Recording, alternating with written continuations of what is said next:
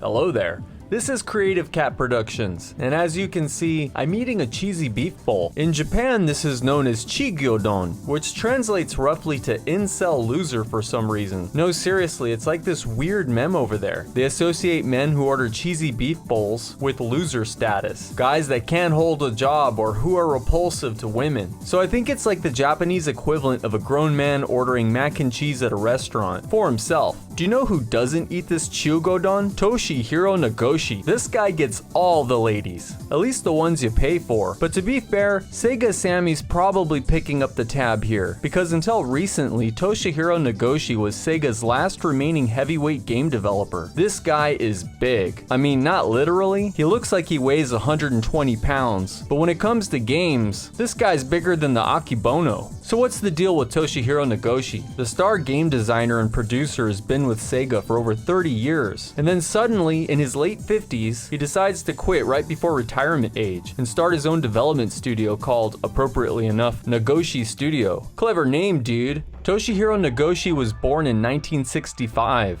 which means as of June 2022, he will be 57 years old. Traditionally, most Japanese companies require their full-time employees to retire at 60, though Japan's aging population problem has placed intense pressure on companies to drop this practice. Still, it seems odd to me for a man to work for one company for 30 years and then suddenly quit as he approaches the age of retirement, though it's not exactly true to say that he's worked at one company. When Sammy bought out Sega in 2004, it became an entirely different creature, and in fact, nobody represents the new Sega better than Toshihiro Nagoshi. More perplexing, however, is the fact that Toshihiro's new eponymous Nagoshi studio is 100% owned and funded by Netease, a giant Chinese tech firm that specializes in general internet-based services, video games, and I kid you not, pig farming.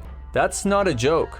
I can understand a wild maverick like Toshihiro Nagoshi wanting to fly solo into the sunset of his final years as a game developer, but what I don't get is why he'd want to do so working for Netease. Now, it's not like I have anything against China or Chinese business interests, even though I'm pretty sure I have good reason to, but Netease seems like it kinda sucks. They're notorious for blatantly copying other people's games, a practice that is very common in the Chinese gaming industry, among many other practices. However, unlike other large Chinese game developers, like the aptly named Tencent, Netease has been pretty good about trying to make their video game knockoffs as unique as possible. A good example is their game Rules of Survival, which is often compared to PUBG Battlegrounds. In fact, it's similar enough that PUBG sued Netease in 2018, eventually leading to an undisclosed settlement out of court. Still, Netease isn't exactly known for quality or innovation, and they've flooded the mobile gaming market with tons of free-to-play games loaded with pay-to-win features and in-game purchases. You know, cancer. I toyed around with the idea of testing out some of their products on my iPad, but now that iOS requires all of their app developers to disclose how much of your personal information they'll access and use, and so now I can see that Netease games will have access to virtually everything about me except for my unpublished memoirs and my DNA. Oh wait, they have access to that too. I'm gonna have to pass. The last thing I want is for some giant Chinese corporation to have all of my personal data. If they want that, then they're gonna have to buy it fair and square from a giant American corporation that's already collected all of that information. It's my patriotic duty, dude. But why in the heck is Toshihiro Nagoshi joining up with a company like Netease? Did he seek them out, or did they seek him out? It really seems to be the latter. It looks like Nagoshi was poached away from Sega sometime in 2021, and Netease has been on a roll. Late in 2021, Netease also acquired Grasshopper Manufacture, a studio headed by Goichi Suda, the creator of the acclaimed No More Heroes series. Suda supposedly describes Netease as the developers of many excellent games in the past.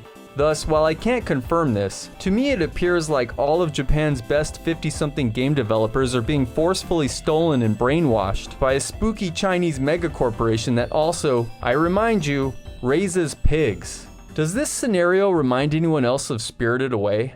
The loss of Toshihiro Nagoshi for Sega is not trivial. After Yu Suzuki, Nagoshi is likely Sega's greatest game designer and producer ever. His game credits are a wonder list of Sega classics. He was the lead developer on Daytona USA. He was critical for the development of Shenmue. He's the creator of Super Monkey Ball and F-Zero GX, which is widely regarded as one of the best games for the GameCube. But most famously, he's the father and lead director of Sega's long-running Yakuza series. And if Sega's legacy has long since been tarnished by decades of mediocre Sonic titles, it's Nagoshi's Yakuza games that have continued to bolster a positive image for the Sega brand. And not only has the Yakuza series and its many spin-offs helped preserve Sega's image as the king of cool, but Toshihiro Nagoshi himself has sort of become a company mascot. Moving away from the geeky demeanor of most game developers, over time Nagoshi has transformed himself into a hardened playboy, who'd be more at ease in the company of one of his many underworld characters from Yakuza.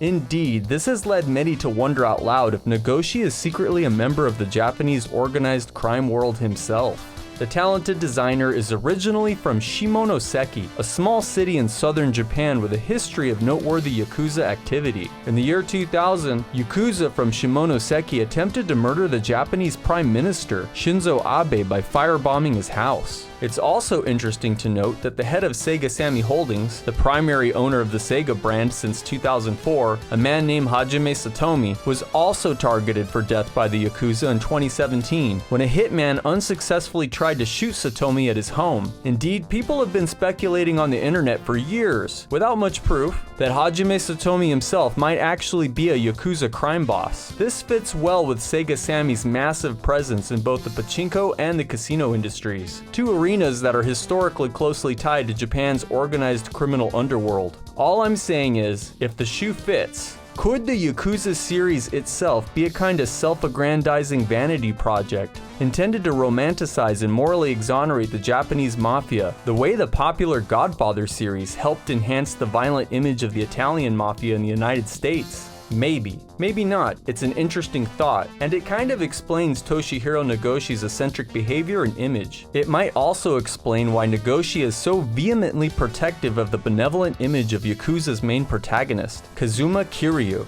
In an interview with Red Bull France, Nagoshi reveals that he refused to allow Kazuma to be included in fighting games, even though Sega receives frequent requests from other companies to use the character. The issue? It would be against Kazuma's code of conduct to hit women, and since female characters are a part of pretty much every fighting game, including Kazuma is out of the question. This kind of Japanese feudal chivalry is central to the Yakuza way of life, and it's an interesting question as to why this issue would be so sacred to Nagoshi. Is he merely preserving his character's integrity, or rather, is he preserving his own integrity? It's an interesting thought, but the Yakuza chapter of Nagoshi's life is now at an end, at least as far as the video game is concerned.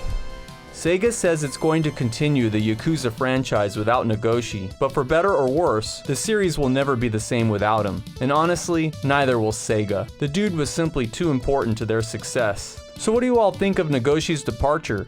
Do you think it's possible that he'll accomplish anything great at EaseNet? What do you all think about Yakuza? Is Toshihiro Nagoshi one of them? Let us know what you think in the comments, and thank you very much for watching. Bye bye now.